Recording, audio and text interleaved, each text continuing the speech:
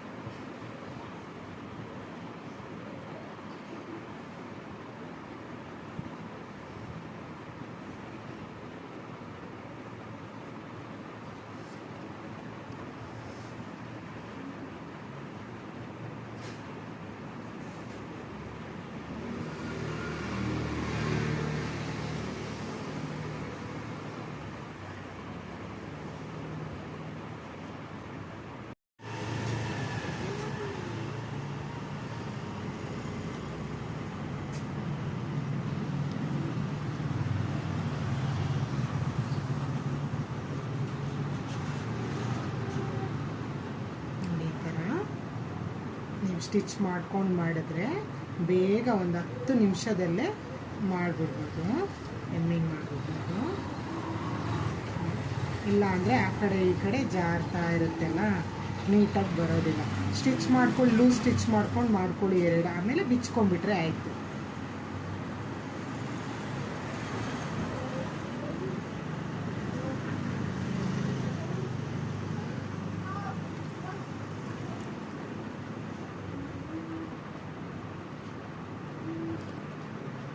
ಲಾಸ್ಟಿಗೆ ಒಂದು ಗಂಟು ಹಾಕ್ಕೊಂಡ್ಬಿಡಿ.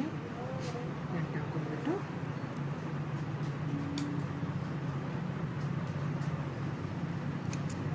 ಕಟ್ ಮಾಡಿಕೊಂಡು